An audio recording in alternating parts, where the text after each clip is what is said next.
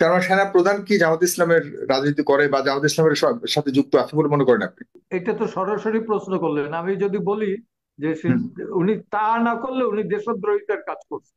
বাংলাদেশ বেতারে উর্দুর একটা প্রোগ্রাম হবার এমন কি নেসেসিটি? তামিলের হইলে পরে না হয় বুঝতাম, বা ওই সেভেন সিস্টারের কথা বারবার বলে, তাদের দেশের একটা হইলে পরে বুঝতাম। উর্দুর প্রোগ্রাম খোলার জন্য আদেশ দিছে, কোর্টটা খুলুক, দেখবো। কোর্টটা খুলুক, দেখবো। আমি আবারও বলতেছি, দেখবো কার কতদূর ক্ষমতা আছে। জামাত ইসলাম তো পাকিস্তানেও এখন নাই, হুম পৃথিবীতে থাকবে না,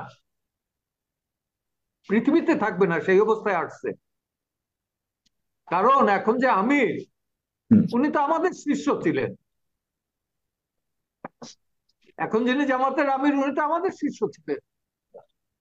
তো ওর যেটা বলি আবার আমি, যে হুম। ক্লিয়ারলি ওরা যেহেতু পলিটিক্যাল ডিসিশন নিয়ে করছে, পলিটিক্যালি ওদের ক্ষমা চাইতো যে দ্যাট ওয়াজ রং। তারপরে তাদের কনসিডারেশনের ব্যাপার আসবে। কে কনসিডার করলো, খালেদা জিয়া করলো কি শেখ হাসিনা করলো, এটা আমার ব্যাপার না।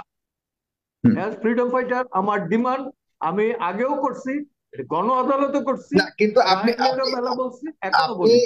আপনি যেটা বলছেন যে তারা তো ইলিগালি একটা দল বা ইলিগাল, আপনি বলেছেন তাদেরকে যেহেতু ব্যান করেছেন তো রাজনৈতিক বিবেচনায়, সেটাও সেই কারণে যে আপনি বলছেন যে তারা ইলিগাল কে কেন লিগাল করে এরকম ভাবে এখন তাদেরকে বিবেচনা করছে, আমি সেই জায়গাটা আমার প্রশ্ন যে শেখ হাসিনা সরকার আমি যে হুম আমি একটু বলি, এইটা ব্যান্ড করছে সাম ব্যারিস্টার অফ তানিয়ামে, আদালতের প্রেক্ষাপটে, আদালতের জাজমেন্ট করে ঢিলামি করে ব্যান্ড করছেন। হুম কিন্তু তার নিবন্ধন, ইট ওয়াজ বাতিল by the appellate division, apex court of the people's republic of Bangladesh. হুম।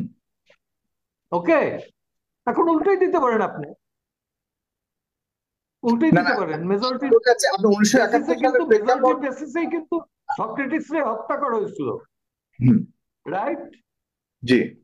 মেজরিটির বেসিসেই কিন্তু গ্যালিলিও হত্যা করা হয়েছে, মেজরিটির বেসিসেই কিন্তু জন অফ আর্ককে পুড়িয়ে মারা হয়েছে। তো মেজরিটির অর্থ এই না যে রাইট। হুম। ক্লিয়ার? না ঠিক আছে, কিন্তু আমি আমার প্রশ্ন হলো এই, তাহলে এখন কি আপনি মনে করছেন মানে জামাতে ইসলামের এখন ওরকম কোনো এটা সব ভূমিকা? জামাতের খেলা, সব জামাতের খেলা।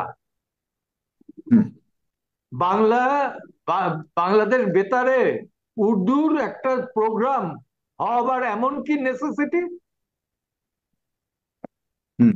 তামিলের হইলে পরে না হয় বুঝতাম, বা ওই সেভেন সিস্টারের কথা বারবার বলে, তাদের দেশের একটা হইলে পরে বুঝতাম। উর্দুর প্রোগ্রাম খোলার জন্য আদেশ দিছে, কোর্টটা খুলুক, দেখবো। কোর্টটা খুলুক, দেখবো। আমি আবারও বলতেছি, দেখবো কার কতদূর ক্ষমতা আছে। পারবে একটু গিয়ে শেল্টার নিতে, আমরা এই কিন্তু সহেলেই থাকবো। হ্যাঁ, কিন্তু যাই হোক, এটা একটু ভিন্ন, আমাদের আলোচনার বাইরে চলে গেল আপনার সাথে। ঠিক আছে, আপনি ডেফিনেটলি আপনি একজন ফ্রিডম ফাইটার হিসেবে আপনার যেমন একটা দৃষ্টিভঙ্গি আছে, অন্যদিকে তাদের এই যে আপনি বললেন তারা এই ভূমিকায় গেছে, তাদের পক্ষেও একটা ডেফিনেটলি একটা যুক্তি আছে বা ইয়ে আছে। তো আমি হয়তো সেই বিতর্কে আর খুব বেশি যেতে চাই না, কিন্তু আমি যেটা কেন? বলতে চাই কেন? যে আহ, ঢাকা ইউনিভার্সিটির ভিসি হবে একজন শিবির, আমি এটা মাইনে নেব। কিন্তু অ্যাজ এ আমি স্টুডেন্ট অফ ঠিক ঢাকা আছে। ইউনিভার্সিটি, যেখান হ্যাঁ, থেকে কিন্তু ভাষা শিবিরের আন্দোলন বা এবং জামাত ইসলামের স্বাধীনতা। কেউ তো উপদেষ্টা পরিষদে নাই, কিন্তু আপনি বলতে যাচ্ছেন জামাত সব খেলা খেলছে। জামাত খেলা খেলার সুযোগটা কোথায়? আমরা যত জানি, যতজন এখানে উপদেষ্টা রয়েছে এদের সাথে দূর দূর দূরতম কোনো সম্পর্ক জামাত ইসলামের সাথে নেই। আপনারা কেন মনে করছেন যে জামাত ইসলামের সব খেলা? মনে করতেছি যে আমরা তো ওই ঘর পোড়া গরু, তাই সিঁদুরে ম্যাক দেখলে পরে ভয় পাই। হুম তাজুল ইসলাম নিশ্চয়ই জামাত না, হুম রাইট? ঢাকা ইউনিভার্সিটির ভিসি নিশ্চয়ই জামাত না, রাইট? হুম। হ্যাঁ। রাইট। তারপরে কিছু এডিশনাল অ্যাটর্নি জেনারেল থেকে শুরু করে ওয়ান থার্ড নেওয়া হয়েছে অ্যাটর্নি না, জেনারেল আমার অফিসে, সিম্পল কোশ্চেন, সেগুলো আমার সিম্পল জামাত কোশ্চেন, না, আপনি ঠিক আছে আপনার মতো সবাই এরকম রাইট? বলে, আমারও প্রশ্ন যে জামাত তো ওরা না, কিন্তু যারা নিয়োগকর্তা ওরা তো জামাত ইসলামের কেউ না। ও, ও, এটা ঠিক বলছেন। পাঁচ আটটা যারা কুকুর, হুম। তারা তো কোনদিন মানুষ না। হুম। ওরা পাঁচ আটে কুকুর, এটা যথার্থই বলছেন। হুম। জুতা চাটে যে, কুকুরেই জুতা চাটে, ওগুলো মানুষের পর্যায়ে পড়ে না, পড়বেও না। না, ওই জায়গাটাতে আপনি সরি কিভাবে টু সে। দেখেন যে ওরা তো নিজের থেকে তো আর ওরা ধরেন নিয়োগ পাননি। আমার এখানে একটা ম্যাজিক্যাল প্রশ্ন, যা একটা একটা নিয়োগটা যিনি দিছেন, হুম। আমি তো বলতে চাই নিয়োগটাই অবৈধ। এটা দিছেন যিনি, তিনি কে, কার ইঙ্গিতে দিছেন? আমি তো প্রথমটাই বললাম যে সেনাবাহিনীর প্রধানের চেয়ারে বৈশা আপনি কিভাবে একটা বেআইনি অর্গানাইজেশনের সাথে বসেন?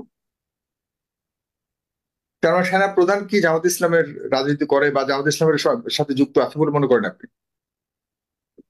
এটা তো সরাসরি প্রশ্ন করলেন। আমি যদি বলি যে হুম। উনি তা না করলে উনি দেশদ্রোহিতার কাজ করছেন।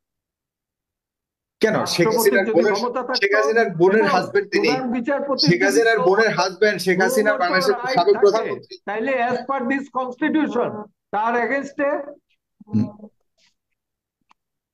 তার জি এগেনস্টে হুম। সুমোটো অ্যাকশন নিতে পারতেন। মানে তাকে যে নাই। নিয়োগ দিয়েছে, আপনি ভালো করে জানেন সেনা প্রধানের এই আহ, মানে পজিশনটুকু সম্পূর্ণভাবে রাজনৈতিক বিবেচনায় অনেক সময় হয়ে থাকে, আমরা যতটুকু শুনেছি। হ্যাঁ, তাকে যে রাজনৈতিক নিয়োগ দিয়েছে বিবেচনা এবং ব্যক্তিগত বিবেচনায় ফুফাতো বোনের ব্যক্তিগত হাজবেন্ড সে বিবেচনা হয়ে দুইজন। থাকে, এবং এটা আমরা জানিও এরকম কিছু একটা হয়েছে যতটুকু শুনি। আমার কাছে ডকুমেন্ট নেই, পরে আগের প্রধানমন্ত্রীর এরকম একটা সম্পৃক্ততা আছে এই ডেপুটেশনের ক্ষেত্রে। খুবই গুরুত্বপূর্ণ আপনি যেহেতু প্রশ্নটা তুলেছেন, তার সেই জায়গাতে আপনি শেখ হাসিনাকে এই দায় থেকে মুক্তি দিতে পারেন কিনা? না, ওই তো বললাম তো যে ফুফাতো বোনের বিবেচনায় আসছে দেখেই ওনার হুম। মতো একটা বিলো ক্যালিবারের লোক সেনা প্রধান হইতে পারছে। রাইট। তাহলে আপনি ঢাকা ভার্সিটির, আমি যেহেতু লজিকের ছাত্র ছিলাম, ঢাকা ভার্সিটির এই ভিসি কে শেখ হাসিনাই নিয়োগ দিয়েছে বলে মনে করেন কিনা? না, কেন না, না? একটা ভুল করছে দেখে কিন্তু তার দেশ ত্যাগ করতে হয়েছে।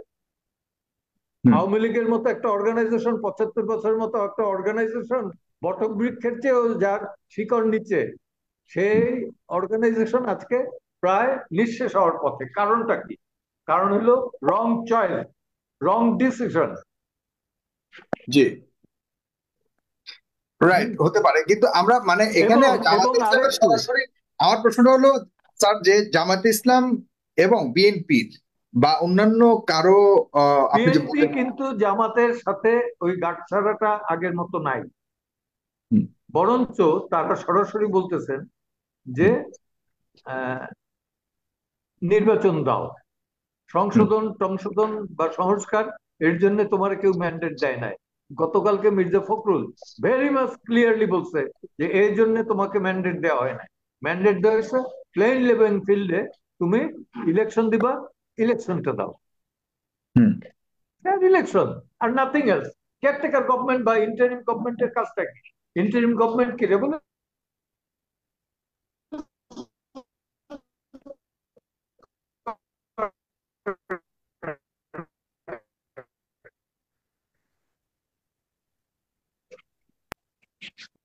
হ্যালো। যে স্যার শুনতে পাচ্ছেন? জনাব জনাব জেরা খান পান্না শুনতে পাচ্ছেন? আপনি মাঝখান দিয়ে ডিসকানেক্ট হয়ে গেছেন। আমি হ্যাঁ, এখন এখন মনে হয় শোনা যাবে। জি, শুনতে পাচ্ছেন? বিদায় নেব। না না না না, আপনাকে শোনা যাচ্ছে না তো।